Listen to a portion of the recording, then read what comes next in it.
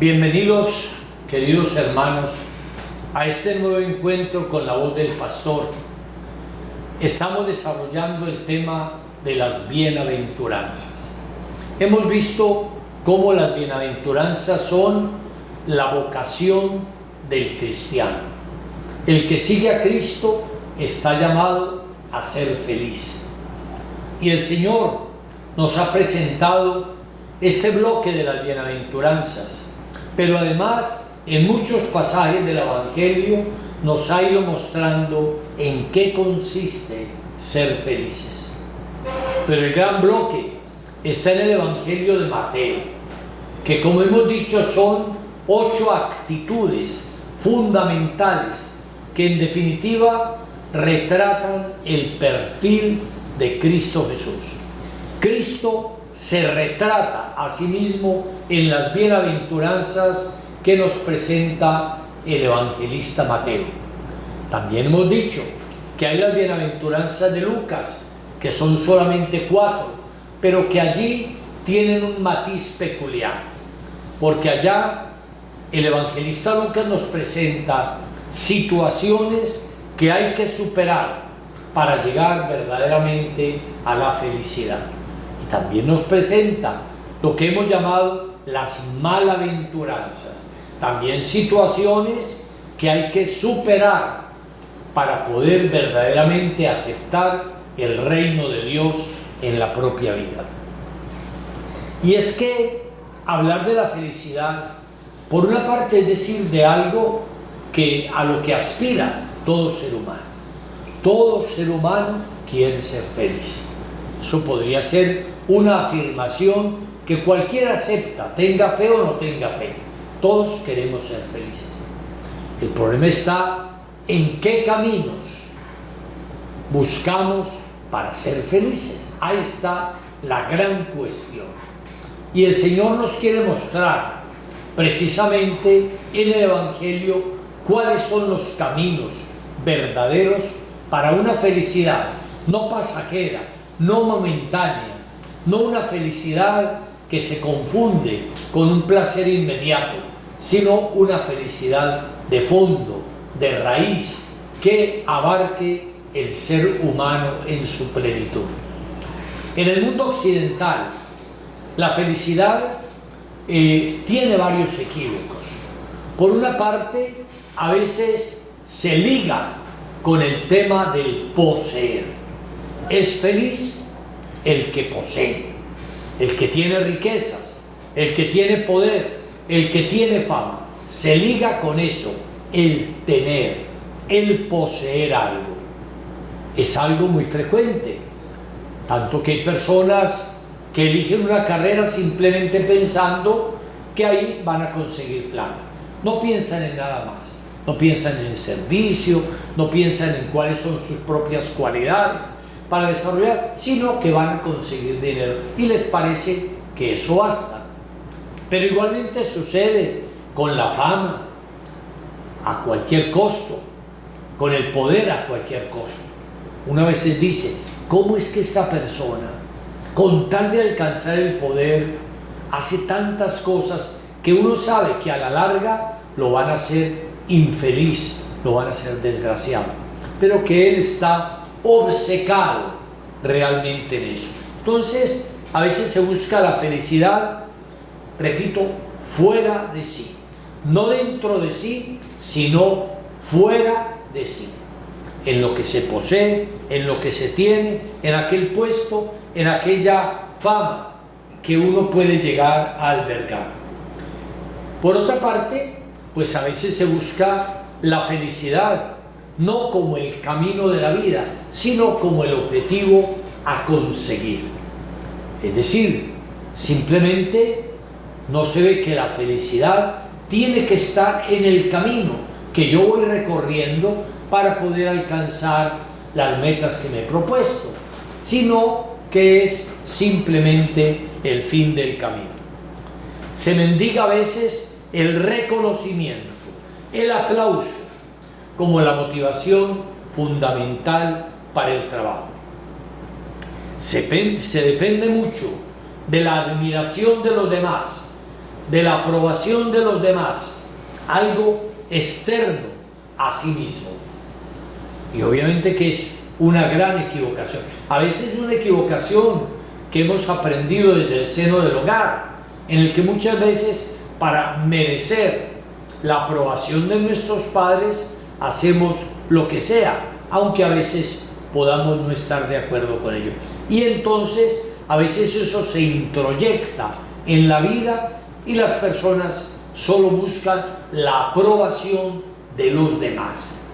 Eso es algo muy constante en la vida. Uno la ve en muchos jóvenes, por ejemplo, en los jóvenes que por merecer el aplauso o la aceptación de sus congéneres, de sus otros compañeros juveniles, a veces hacen lo que sea, barbaridades, cosas que no están de acuerdo con su conciencia, para merecer la aprobación de los otros. Están mendigando aprobación, pensando que con esa aprobación externa y no la que nace de su conciencia podrán ser felices. Otra equivocación bastante grande es la trampa de la competitividad. Pensar que podemos ser felices si nos parecemos a esta o a aquella persona. Es decir, salir de nosotros mismos simplemente para copiar a otro en sus actitudes, en la forma como es en la vida, en fin, aunque ello no vaya con nosotros, pero estamos copiando, estamos compitiendo, queriendo parecernos a los que tienen éxito, sin darnos cuenta que a lo mejor eso va en contravía de lo que nosotros mismos somos. Es en realidad una actitud infantil que busca la aprobación de autoridades o de figuras significativas. Podríamos decir que se aprende a vivir de prestado y a esperar que algo o alguien sea el causante de la propia felicidad. La persona abdica de la propia responsabilidad y se fija en el mecanismo de inculpación como actitud evasiva para evitar asumir la construcción de la propia vida. Esto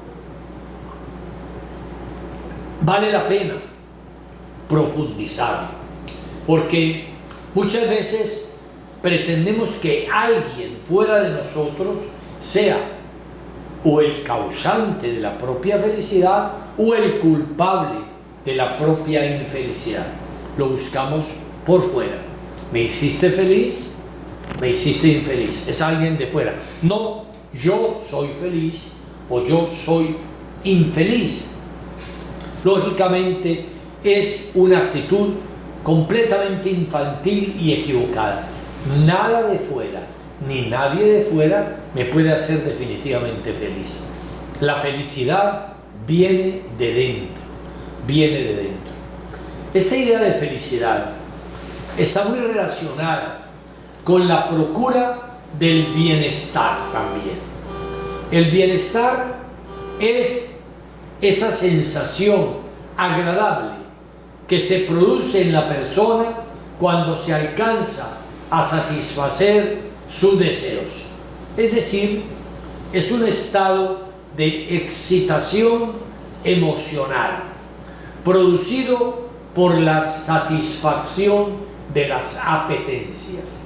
En ese caso, se confunde la felicidad con el placer.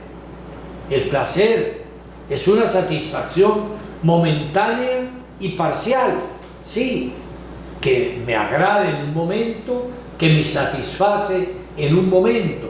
Y a veces tendemos a confundir, a identificar eso.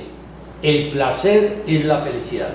Y cuando esto sucede, puede conducir a que la persona tiende a repetir esos actos que le dan placer. Esto me dio placer, lo confundo con la felicidad. Entonces tengo que volver a conseguir otro poco de eso. y otro poco de eso, y casi que me vuelvo adicto a situaciones que en realidad me están destruyendo, pero que me causan placeres momentáneos, sin que sea idéntico, pero podríamos comparar con la situación del drogadicto. El drogadicto consume ahora X o Y sustancia, eso le da una satisfacción momentánea, pero eso termina en el momento, a los 5, 10 o 15 minutos. Y entonces, ¿qué pasa en ese momento? Pues viene la ansia por repetir la misma situación, y viene la suma, y otra vez se vuelve a repetir, a consumir la sustancia, y así. Entonces la persona se vuelve un adicto, y cada día realmente en situaciones peores que llevan a destruirlo. Y esto, repito, puede pasar en todos los ámbitos, no solo en el campo de la droga, es uno de los campos, pero muchas veces la persona tiende a multiplicar las situaciones que le dan placer porque piensa que ellas van a ser las que le van a dar la clave de la felicidad.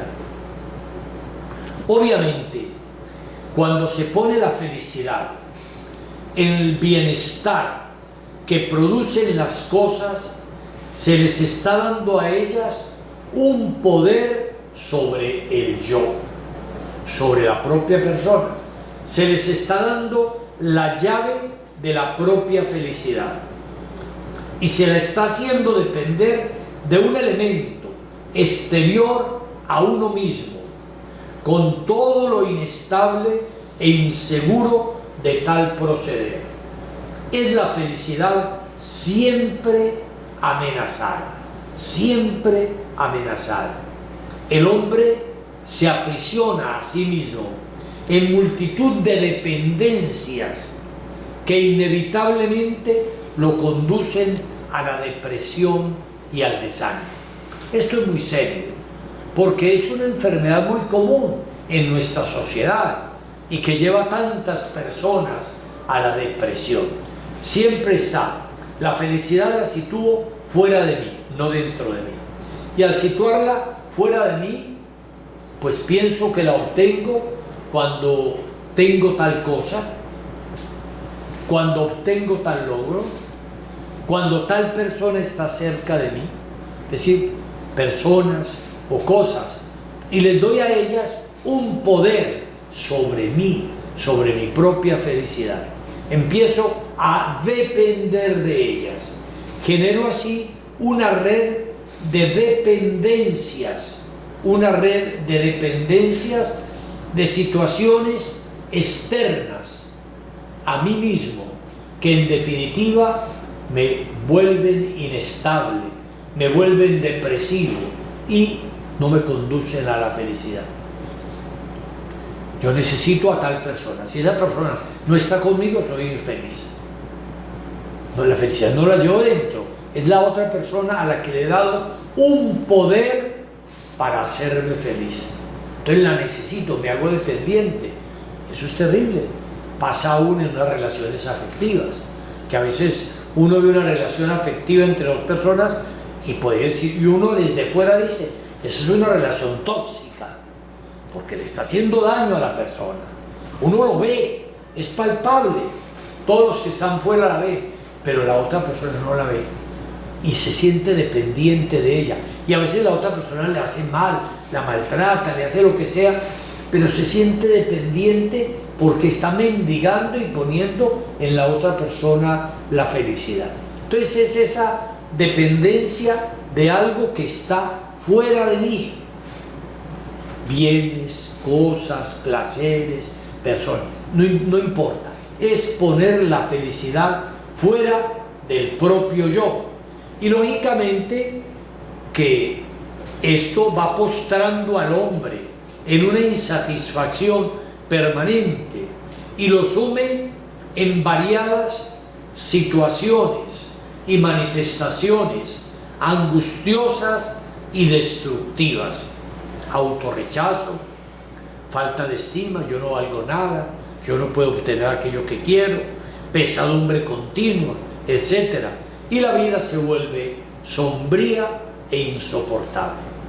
Desde el momento en que yo acepto darle la llave de mi felicidad a algo que está fuera de mí, sea lo que sea, estoy en definitiva sembrando lo que va a ser mi propia infelicidad, mi propia desgracia, porque me va a hacer dependiente. No estoy contento conmigo, satisfecho conmigo, de lo que soy, de lo que valgo, de esto, sino de lo que el otro me apruebe, de lo que el otro me dé, de las cosas que yo consiga, y voy a estar toda la vida en esa situación de pesadumbre continua. Y esto, pues, hay que decir con claridad que la sociedad de consumo en la que vivimos vende la idea de una felicidad que es posible comprarla, atraparla en sí misma y que no es fruto de un proceso interior. Ustedes mismos ven la publicidad, que casi siempre es engañosa, y en la publicidad se te dice: si tú compras tal coche, vas a ser feliz. Si eres un hombre y compras ese coche, todas las mujeres te van a admirar. O sea, le engañan. No es por ti mismo, sino por el coche que compraste, por el carro que adquiriste. Y así podía uno multiplicar cantidad de imágenes terriblemente engañosas.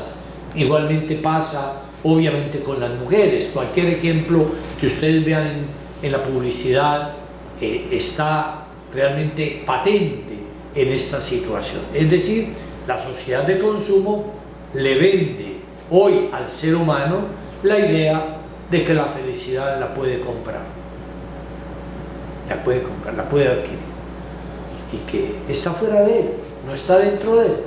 No se le enseña a entrar en su interior, sino a salir fuera de sí, a buscar una felicidad que siempre se le escapa. Se piensa que la felicidad se puede poseer, tener felicidad, y no ser feliz, que es diferente. Tener es algo fuera de mí. Yo tengo un dinero, yo tengo un carro, eso es algo que yo tengo. Y ahí se vende la idea de que la felicidad se puede tener, adquirir, poseer. Y es muy diferente eso a ser feliz, porque ser feliz es una actitud profundamente interior. La felicidad se busca en lugares equivocados, y el hombre termina desilusionado y llevando una vida de silenciosa desesperación, cuando ve que no la encuentra allí donde le habían dicho, que el día que comprara tal cosa, que el día que adquiriera tal título, que el día que tuviera tal puesto. Y cuando llega a eso, es como cuando uno coge una pompa de jabón, una bomba. Usted quiere agarrarla, y cuando la agarra se destruye en sus propias manos. Entonces lleva a una desilusión permanente del hombre. Los hombres, podemos decir que en general, se pasan la vida buscando la felicidad afuera de sí mismos, sin darse cuenta que la llevan dentro de sí. San Agustín tiene una expresión con respecto a Dios que puede ser aplicable también a la felicidad. Dice San Agustín: tarde te encontré, hermosura tan antigua y tan nueva. Tarde te encontré porque te buscaba lejos y estabas muy dentro de mí. San Agustín dice esto con respecto a Dios, porque él estuvo buscando mucho tiempo a Dios por fuera, en filosofías, en placeres, en poderes de este mundo, etcétera, etcétera. Fue un hombre que vivió una vida desbocada en muchos campos. Y cuando encuentra a Dios, de verdad, es cuando dice esta frase. La repito, porque la podemos aplicar también a esto. Tarde te encontré, hermosura tan antigua y tan nueva. Tarde te encontré porque te buscaba lejos y estabas muy dentro de mí. Entonces, es la misma realidad de la que estoy hablando. Los hombres nos pasamos o se pasan muchas veces buscando la felicidad afuera de sí, sin darse cuenta que la llevan dentro de sí, que está en sí mismos, como lo veremos a lo largo de todos estos días. Sin descartar el indudable valor positivo y la condición imprescindible para el desarrollo de la existencia humana de la satisfacción de las necesidades básicas. Todos necesitamos comer, dormir, vestir, eso es obvio, absolutamente obvio. Sin descartar todas esas necesidades básicas que necesitamos nosotros, tenemos que decir que no es ese el sentido definitivo de la felicidad, del sentido de las bienaventuranzas evangélicas, porque las bienaventuranzas evangélicas no excluyen las contrariedades, las carencias y el sufrimiento. Un pensador decía: lo que se opone a la felicidad es la tristeza, no el sufrimiento. Es verdad que a veces en el camino de nuestra vida de felicidad aparece el sufrimiento, pero el sufrimiento, cuando se le da sentido, cuando es motivo verdaderamente de coherencia con el propio yo, no se opone a la felicidad. Ya vamos a ver bienaventuranzas que parecían todo lo contrario, cuando el Señor dice: bienaventurados ustedes si los persiguen, los insultan, los calumnian, etcétera, etcétera, etcétera. Ustedes son bienaventurados, y está hablando de una dosis de sufrimiento. Entonces, lo que se opone a la felicidad es la tristeza, no el sufrimiento. Bueno, teniendo esto claro, la equivocación de los caminos por los cuales mucha parte de la humanidad busca la felicidad y que es lo que en realidad le causa la desgracia, tenemos que adentrarnos realmente en lo que el Señor nos quiere presentar en el Evangelio, es decir, el significado teológico de las bienaventuranzas. Hay que decir que las bienaventuranzas normalmente son una fórmula de felicitación. ¿Y qué quiere decir felicitar? Nosotros lo usamos esta palabra, le decimos a una persona: la felicito, o le decimos felicitaciones. Es una palabra muy usual en nuestro vocabulario. ¿Y qué quiere decir eso? Que estamos reconociendo que esa persona es feliz, que tiene un motivo para ser feliz, que está viviendo de una determinada manera o en una determinada condición que la hacen feliz. Cuando yo le digo a alguien felicitación, estoy reconociendo un motivo verdadero de felicidad para esa persona. Estoy reconociendo en ella verdaderamente la felicidad que está viviendo. La felicidad, en ese sentido, no es el premio que se le da a alguien. La felicidad es el resultado de un proceso en el que la persona se ha insertado en toda su vida y que la hace feliz, la hace transhumar. Felicidad. Uno ve a tantas personas y dice: esta persona es feliz. O sea, qué felicidad la que tiene esa persona. Y a veces son personas no muy ricas. El Papa Francisco decía hace unos días, precisamente en una de las alocuciones en la plaza de San Pedro, que las personas más felices que él había conocido eran pobres, no eran ricas, eran pobres, vivían al día a día, vivían trabajando, sufriendo y eran felices. Les veía la felicidad.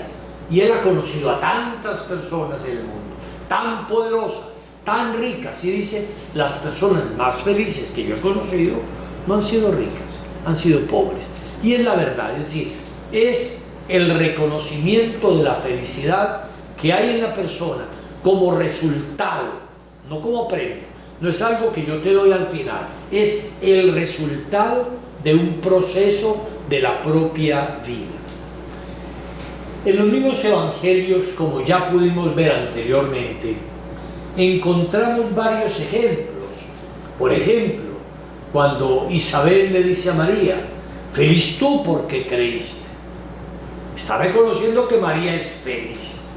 Y es feliz porque es el resultado de la fe. Feliz porque has creído. No es un premio que le han dado, no. Es eso. Tú has creído y eso te ha hecho feliz.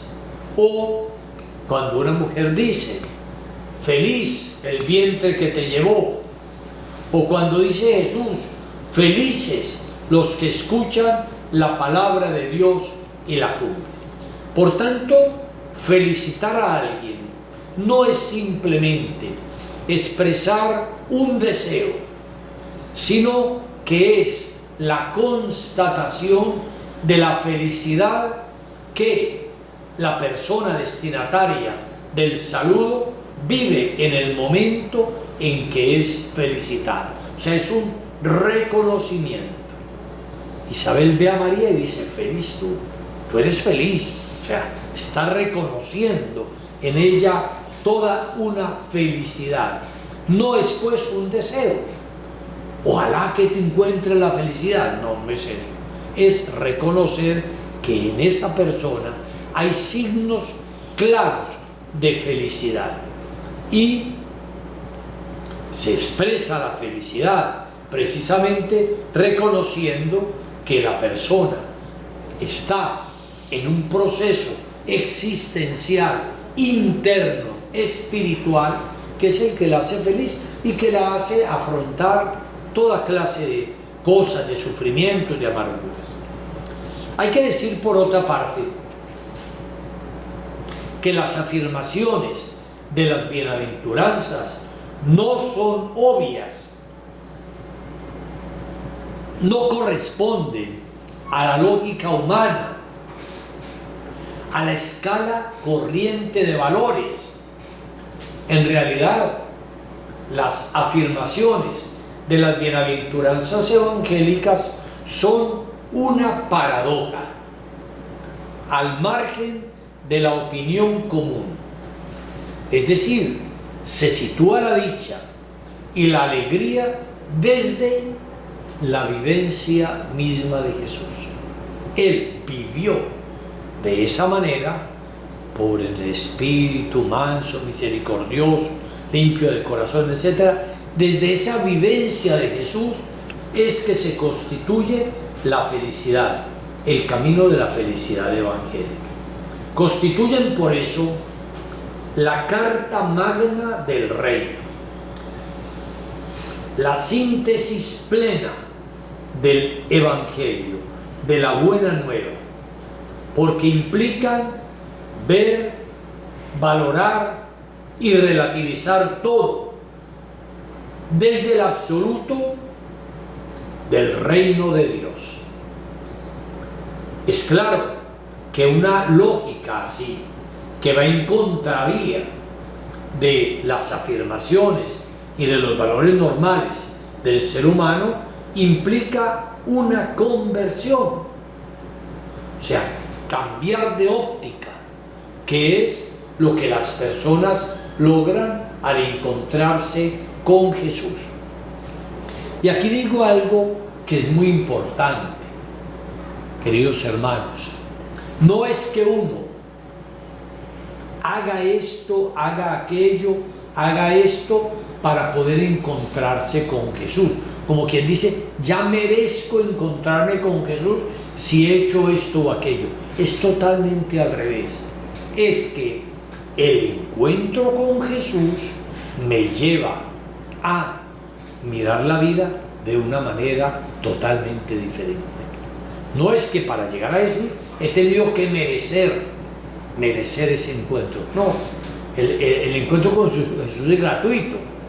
Es precisamente ese encuentro el que suscita y el que despierta en mí realmente el poder asumir de una manera diferente mi propia existencia. Un cambio de vida, o lo que llamamos en cristiano la conversión.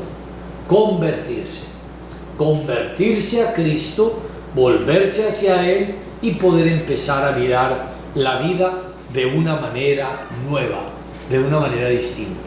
Quizá el ejemplo pues más palpable, más evidente, podría ser el tema del encuentro de Jesús con Zaqueo. Nos narra el Evangelio que Jesús llega a una población llamada Jericó. Y bueno, va recorriendo y todo el mundo sale a verlo. Y un hombre llamado Zaqueo, que era un hombre rico, era un publicano, cobrador de impuestos, pero de baja estatura, pues no podía ver a Jesús. Y se adelantó para poderse treparse a un árbol y ver a Jesús simplemente. Y cuando Jesús lo ve, le dice: Zaqueo, baja. Lo miró. Zaqueo pues asustado, porque pues temía. Él no estaba buscando nada sino ver a Jesús de lejos. Y Jesús le dice: Zaqueo, hoy voy a hospedarme en tu casa. A Zaqueo eso fue una gracia. No la merecía, él no le estaba ni siquiera buscando. Y Jesús va a la casa de Zaqueo. Todo el mundo se quedó murmurando, criticando a Jesús porque había ido a hospedarse en la casa de ese pecador. Pero una vez que Zaqueo se encuentra con Jesús, no sabemos lo que pasó adentro de esa casa. ¿Qué hablaron Jesús y él? ¿De qué manera Jesús lo trató? ¿Cómo Zaqueo experimentó el amor de Jesús? No sabemos. Eso quedó como en el confesionario, como cuando un fiel se confiesa con el sacerdote, pone todos sus pecados allá y sale del confesionario feliz, contento, porque ha sido liberado de la carga de los pecados. Entonces, y nosotros no sabemos qué pasó ahí, tampoco sabemos qué pasó en casa de Zaqueo. Solo sabemos que Jesús se encontró con él, entró a su casa, entró a su vida, y cuando al otro día Jesús salió, Zaqueo le dijo: Señor, la mitad de mis bienes se la doy a los pobres, y al que haya defraudado le devolveré 4 veces más. Y Jesús le dijo: hoy ha llegado la salvación a esta casa. Miren la lógica. No es que Zaqueo hubiera hecho cosas buenas para encontrarse con Jesús y que por eso Jesús fue a su casa. Es totalmente al revés. Es Jesús el que toma la iniciativa, lo hace bajar del árbol, le comunica que quiere entrar a su casa, a su vida. Zaqueo lo único que hace es aceptar. Ahí está. Él hizo lo que podía, porque Zaqueo hubiera podido decir: no me interesa. Muchas gracias, maestro. Yo solo quería verlo, conocerlo, pero hasta luego. Y a veces pasa eso. Hay personas a las que Jesús se encuentra en el camino de su vida y la persona dice: yo no quiero nada serio contigo. Yo solamente quería verlo, quería ver cómo era esto. Va a un retiro espiritual hermoso, maravilloso, y sale y dice: no, bueno, chao, ya vi, me habían hablado de eso, yo quería ver cómo era, pero eso no compromete mi vida. Miren y verán. Zaqueo ve a Jesús, acepta la invitación de Jesús y se transforma. ¿Por qué cambió Zaqueo? Porque encontró a Jesús, porque se sintió amado por él, experimentó su amor, no lo juzgó, no lo condenó, no lo odió, no, aunque merecía, porque era un pecador muy grande, era un explotador que cobraba impuestos y duplicaba los impuestos muchas veces, o sea, realmente no merecía nada. Pero en el encuentro con Jesús, Zaqueo se puede liberar de todo eso en lo que él había puesto su felicidad. La felicidad para Zaqueo era acumular y acumular y acumular. Eso era su vida.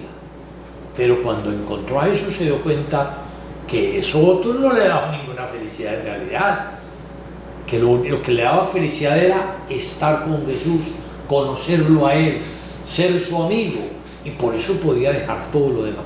Miren ustedes, queridos hijos, lo que es la lógica del Evangelio. Zaqueo se convierte porque ha encontrado a Jesús, porque ha aceptado su mirada de amor y porque ha entrado en su vida. Entrar en la casa de alguien es entrar en la vida de ese alguien.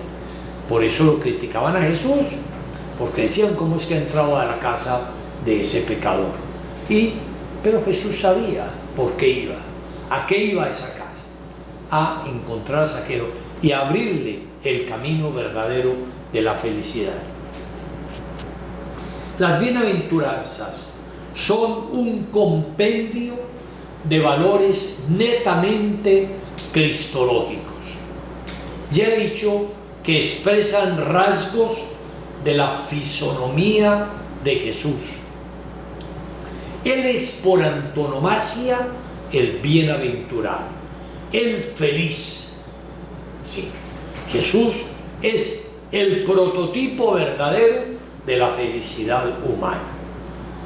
Es increíble que pasan los años y pasan los siglos y la humanidad vuelve una y otra vez a Jesús, a reconocerlo como el prototipo de la felicidad, y por eso reconocer que en la medida en que se le conoce, que se le sigue, que se entra en relación con Él, el hombre puede iniciar todo un camino de felicidad.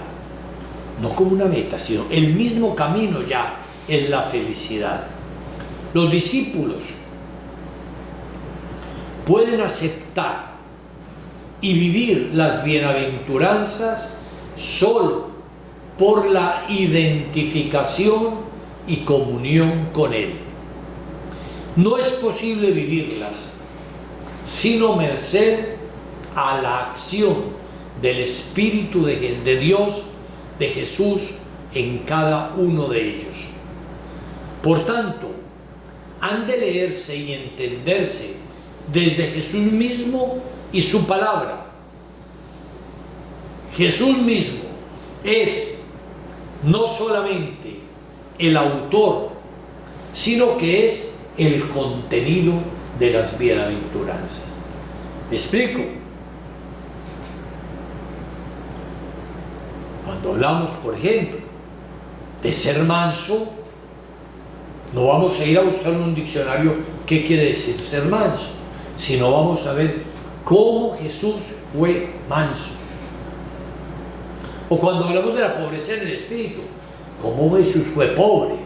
No es cualquier pobreza, no es cualquier mansedumbre, no, es cómo Jesús encarnó en su propia vida esa bienaventuranza. Por eso he dicho que Jesús es el autor y el contenido de las bienaventuranzas. Es el mensajero y al mismo tiempo el mensaje de las bienaventuranzas. No podemos leerlas sino con referencia a Jesús mismo, que es para nosotros el único y el verdadero paradigma de la felicidad. Ser feliz es ser como Jesús, no más, casi nada. Y si ser feliz es ser como Jesús, tenemos que reconocer que solo siguiéndolo, conociéndolo, amándolo, podemos de verdad llegar a ser felices. Toda la praxis de la vida de Jesús enseña que la felicidad se pierde cuando se quiere poseer por sí misma, cuando se la quiere atrapar. La felicidad, en cambio, brota cuando el hombre se da, se entrega, se abre, se comparte, es solidario, cuando quiere hacer felices a los demás. El Señor dice en Mateo 10:39: el que quiera salvar la vida, la perderá. Pero el que la pierda por mí y por el Evangelio la encontrarán. Miren esta clave del Señor que es tan definitiva. Cuando aparece, queremos agarrar, comprar la felicidad, adquirirla por sí mismo, la perdemos. Cuando en cambio, como dice, somos capaces de entregar la vida, de darla a fondo perdido por Jesús y por el Evangelio, es cuando de verdad encontramos la felicidad. Y aquí viene algo muy importante: encontrarla es encontrar el sentido de la vida. Cuando una persona ha encontrado el sentido de la vida, podrá hallar en el camino muchas dificultades, muchos sufrimientos, muchos problemas, pero los puede afrontar porque tiene un motivo, tiene un para qué, o sea, sabe para dónde va, tiene un para qué y puede afrontarlo todo como Jesús. Es decir, el que vive en función de la autoconservación termina perdiéndose. Autoconservarse, autorrealizarse. Hoy en día se habla mucho de eso, de la autorrealización, es decir, la realización en función de mi propio yo, lo que yo quiero, lo que yo me gusta, lo que me apetece, etcétera, es decir, en función de mi propio yo. Y el que vive en esa función, lo que termina es perdiéndose. En cambio, el que se desvive, el que comparte la vida, es el que la vive de verdad, el que encuentra un sentido para su vida. Hay dos lógicas en esto, absolutamente contrarias. El que quiere vivir en función de autoconservación, buscarme a mí mismo, apacentarme a mí mismo, cuidarme a mí mismo, es decir, todo en función de mi yo. O el que vive en función del otro, de darse, de donarse al estilo de Jesús. Quisiera compartirles una anécdota de mis tiempos de párroco. Yo fui párroco muchos años antes de ser obispo. Fui rector también de colegios, fue en mi experiencia. Pero hablándoles de mi tiempo de párroco, yo dedicaba un buen tiempo a dialogar con las parejas que se iban a casar en mi parroquia. Y bueno, con mucha frecuencia le preguntaba a él o a ella, porque entrevistaba primero al novio, después a la novia, o viceversa, no importa. Y muchas veces yo le preguntaba: ¿tú por qué te quieres casar con esta persona? Y era muy frecuente escuchar esta afirmación: padre, yo me quiero casar con ella, porque quiero que me haga feliz. Quiero que ella me haga feliz. Ah, qué bonito. O sea, la buscas es para que ella te haga feliz. Y yo le decía: mira, por ese camino no vas a hallar la felicidad, sino la desgracia.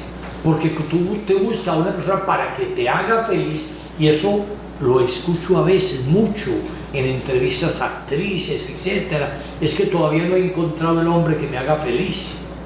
Oye, he encontrado el hombre que me haga feliz, dicen muchísimas personas. O podría decir lo contrario: o la mujer que me haga feliz. Es alguien que me haga a mí. Y uno siempre dice, cuando se busque ese camino, ese es el camino de la infelicidad. Porque cuando yo busco que otro me haga feliz a mí, empiezo a utilizar al otro.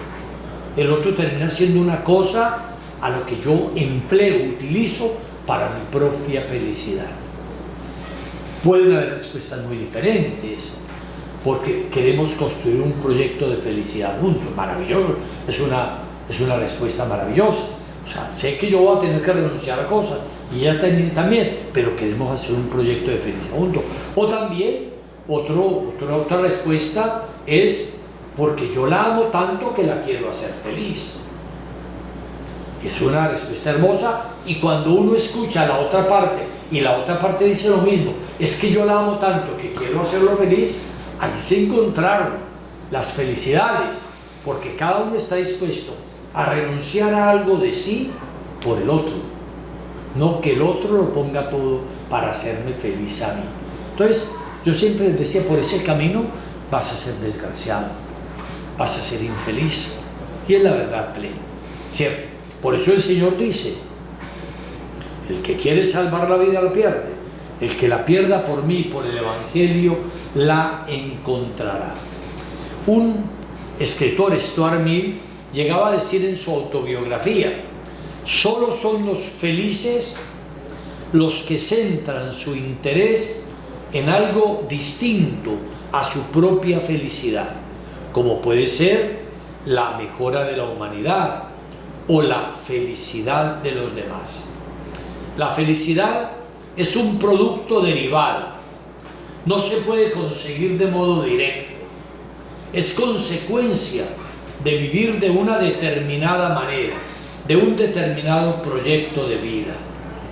Uno de los poetas hindúes y un hombre espiritualmente grandioso, Rabindranath Tagore, decía esto: dormía y soñaba que la vida era alegría. Desperté y vi que la vida era servicio. Serví y vi que el servicio era alegría. Esa frase de Tagore es muy profunda. Dormía y soñaba que la vida era alegría. Desperté y vi que la vida era servicio. Serví y vi que el servicio era alegría. Podemos decir, pues, que las bienaventuranzas constituyen todo un programa de una nueva forma de existencia que está asentada sobre una libre opción. Opción que está enraizada en la libertad y que permite responsabilizarse de los propios actos, encontrar un sentido y dirección de la propia vida y asumir una tarea de crecimiento personal. Las bienaventuranzas, pues, nos arrancan de vanas ilusiones, de pensar engañosamente que la felicidad la encontramos a la vuelta de la esquina, que la felicidad se puede comprar, que alguien de fuera me puede dar la felicidad a mí, para adentrarnos en toda una búsqueda interior de configuración con Cristo, dando la propia vida para también hacer felices a los que nos rodean. Vamos a seguir profundizando en toda esta mística de las bienaventuranzas, aceptando la propuesta de Jesús que quiere hacernos felices. Que los bendiga Dios Todopoderoso, Padre, Hijo y Espíritu Santo. Amén. ¿Creen que ser cristiano es eso? Simplemente no matar y no robar, y no aspiran a algo más en el camino de seguimiento de Jesús, sino contentarse con lo mínimo. No, pues yo voy a misa los domingos. Bueno, ojalá todo el mundo fuera a misa, claro, por supuesto, pero a veces es eso: voy a misa los domingos, no mato ni robo y ya, con eso soy buen cristiano. Y me pierdo realmente la oportunidad maravillosa de ir detrás de Jesús, de conocerlo, de amarlo, de poder compartir la radical desintegridad de su Evangelio. Entonces, expectativas rastreras. Y son las que muchas veces también el mundo nos plantea, que es lo que les decía ahora. Muchas veces, sí, bueno, conseguir plata y ya, y no más. No aspirar a nada más. Y bueno, y esos deseos profundos del corazón permanecen insatisfechos de por vida, porque me fijé unas cotas mínimas. En Colombia es simpático que cuando hacen esas encuestas, que a veces yo no sé a quiénes se las hacen, porque yo me encuentro con tantas personas y todo el mundo me dice, a mí nunca nadie me ha hecho una pregunta en una encuesta, entonces yo no sé de dónde las hace, pero eso es un comentario así. Pero en las encuestas se habla de que gran parte, se habla hasta del 70%, 80% de la población se consideran felices. Y yo cuando oigo esa encuesta me pregunto, ¿no será más bien que están resignados? Resignado. Me tocó esto y bueno, me lo aguanto y estoy ahí. No me desespero, ¿no? Estoy resignado. Y estar resignado no es ser feliz, eso es otra cosa muy diferente, ¿cierto? Entonces, a veces tener bajas expectativas es un mecanismo de defensa para evitar la frustración. Y bueno, paradójicamente entonces, como un mecanismo de defensa para no frustrarme, me fijo unas expectativas bajas y reales. En nuestro mundo capitalista se fija con muchísima frecuencia la felicidad simplemente con la posesión de lo que uno desea. Feliz el que tiene lo que desea. Y por eso también ahí hay una expectativa simplemente rastrera. Pero también a veces pueden haber expectativas irreales por lo elevadas, que muchas veces, pues lógicamente, estoy fijándome una expectativa de felicidad tan elevada que nunca podré alcanzarla. Entonces voy a ser un infeliz crónico, porque me fijé en una expectativa no realista de acuerdo a mis posibilidades o de acuerdo a algo que va a ser fundamental en el seguimiento de Cristo, que es el Evangelio, que es la gracia de Dios. Es decir, cuando en la lógica evangélica yo aspiro hacia lo más alto, tengo que estar fijándome que esa aspiración solo será posible en la medida en que yo cuento con la gracia de Dios, porque de resto, por mis propias fuerzas y capacidades, nunca podré alcanzarlo. Entonces, esto es algo muy fundamental. Otra clave dentro de estas expectativas irreales que no facilitan de verdad el alcanzar la felicidad es que muchas veces ponemos la felicidad en la meta y no en el camino. Es decir, en poder ir llevando una vida que ella misma es verdaderamente una vida de felicidad. Y no solamente cuando yo alcance, cuando yo llegue. Y eso nos pasa muchas veces cuando uno va de viaje. A veces el afán de llegar nos impide disfrutar del camino. Y pasa exactamente con la vida. Allá nos fijamos una meta por allá lejos para ser felices y nos olvidamos de que es aquí, en el camino, donde podremos ir avanzando en la verdadera felicidad.